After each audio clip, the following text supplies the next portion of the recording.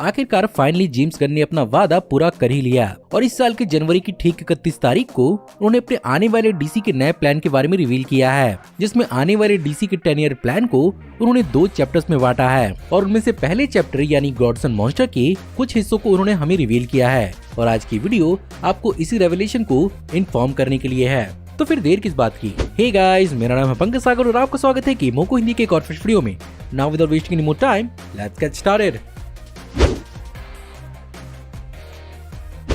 तो चलिए अभी सबसे पहले बात करते हैं कि फिलहाल की करंट डीसीयू का सिचुएशन क्या होने वाला है। तो यहाँ पर एक्चुअली उन्होंने इस बात को कंफर्म कर दिया है कि डीसीयू के अंदर एल्सवर्ल्ड मूवीज भी बनेंगी और टॉड फिलिप्स की जोकर, मैट रिव्स की बैटमैन मूवी या फिर किसी और यूनिवर्स पर ही बेस्ड कोई एनिमेशन या कोई लाइव एक्शन या मूवी या टीवी शो ही एल्सवर्ल्ड का हिस्सा मानी जाएगी। दूसरी ओर करंट डीसीयू की बात करते हुए उन्होंने ये भी बताया कि एक्चुअली शज़ैम मूवी के आने के बाद आने वाली फ्लैश मूवी एक्चुअली पूरे के पूरे डीसी यूनिवर्स को रीबूट कर देगी, जिसके बाद एक्चुअली ब्लू बीटल की मूवी को इंट्रोड्यूस किया जाएगा, जिसकी रिसेंटली एक्चुअली टेस्ट स्क्रीनिंग भी रखी गई थी और इसका एक बहुत ही पॉजिटिव रिस्पांस लोगों से मिला है। और फाइनली इसके बाद हमें देखने को मिलेगा एक्वामैन 2।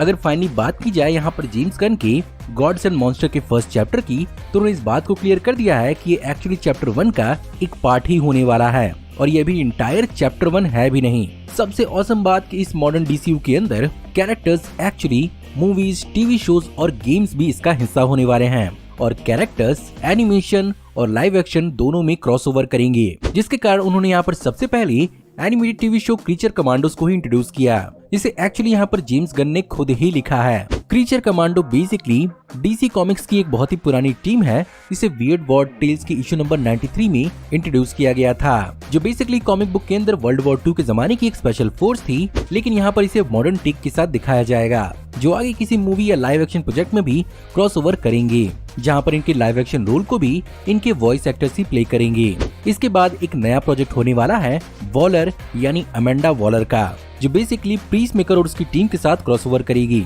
जिसके कारण ये बात भी यहाँ पर कंफर्म हो जाती है कि पीसमेकर की सीरीज भी अपने आप में कहीं न कहीं सेफ जरूर है और इसके कहानी को एक्चुअली वॉचमैन और डूम पेट्रोल के राइटर्स एक साथ मिलकर लिख रहे हैं। इसके बाद जेम्स गन के हिसाब से डीसी के नए सिनेमैटिक यूनिवर्स का रियल स्टार्ट हमें सुपरमैन की अपनी बड़ी मूवी यानी सुपरमैन लेगेसी से देखने को मिलेगी और ये मूवी एक्चुअली फोकस करेगी एक यंग सुपरमैन पर, जो अपनी क्रिप्टोनियन और अर्थ की लेगेसी को लेकर आगे बढ़ेगा, जिसकी आधी स्क्रिप्टिंग उन्होंने कंप्लीट कर ली है और इस मूवी के स्क्रिप्टिंग के कंप्लीट होने के बाद ही नए सुपरमैन की कास्टिंग भी चालू होगी। वैसे इस मूवी का रिलीज डेट उन्होंने 11 जुलाई 2025 बताया है। इसके बाद एक और टीवी शो HBO मैक्स पर प्रीमियर होने वाला है लैंटर्न्स का, जो कि ऑफ कोर्स डीसी के सिनेमैटिक यूनिवर्स का हिस्सा होंगी और यहाँ पर पहली बार दो लैंटर्न्स यानी हेल जॉर्डन और जॉन स्टुअर्ट दोनों की कहानी एक साथ दिखाई जाएगी, जहाँ पर ये दोनों बेसिकली अपने अपने लेवल पर इन्वेस्टिगेट करेंगे डीसी के आने वाले एक बहुत बड़े थ्रेट का, जो बेसिकली पूरे के पूरे यूनिवर्स को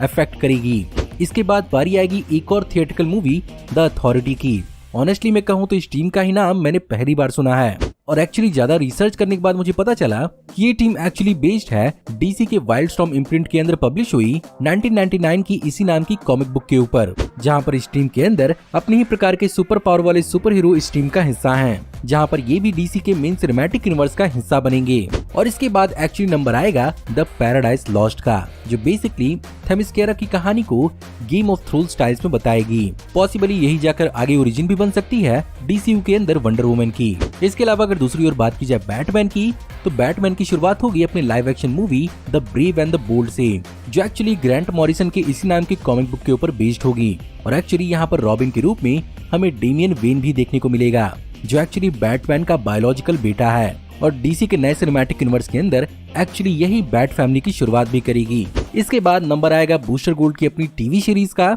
जो कि एक्चुअली एक बहुत ही इंटरेस्टिंग कैरेक्टर है डीसी कॉमिक बुक्स के अंदर। एंड ऑफ कोर्स यहाँ पर मैं इस बात को फील कर सकता हूँ कि जेम्स गन इसे बिल्कुल पीसमेकर की तरह ही इस सीरीज के साथ भी हमें एक बहुत ही फन एक्सपीरियंस दे सकते हैं। और जेम्स गन के हिसाब से ये कहानी बेसिकली एक फ्यूचर के लूजर पर बेस्ड होगी, जो प्रेजेंट में आकर फ्यूचर टेक्नोलॉजी का इस्तेमाल करके खुद को एक सुपर हीरो के रूप में स्टैब्लिश करता है। और इसके बाद बारी आएगी टॉम किंग की recent super girl women of tomorrow पर बेस्ड एक मूवी, जो कि एक्चुअली कहानी होगी कारा जोरेल की, जो बेसिकली क्रिप्टॉन के एक छोटे से टुकड़े पर पलती बढ़ती है। जेम्स गन के हिसाब से वो इस मूवी को एक्चुअली एक बहुत ही बेहतरीन और एपिक साइंस फिक्शन मूवी की तरह डेवलप करेंगे। और इस पूरे के पूरे डीसी लाइनअप के अंदर हमें फाइनली देखने को मिलेगा स्वैम्प थिंग, जिस पर अपनी एक बहुत ही हिट टीवी शो भी आई थी, जिसके सीजन 2 को एक्चुअली कैंसिल कर दिया गया था। लेकिन जेम्स गन इसकी कहानी को एक बार फिर से हमें दिखाएंगे, जहां पर वो इसके ओरिजिन को एक बहुत ही डार्क हॉरर स्टोरी की तरह दिखाएंगे।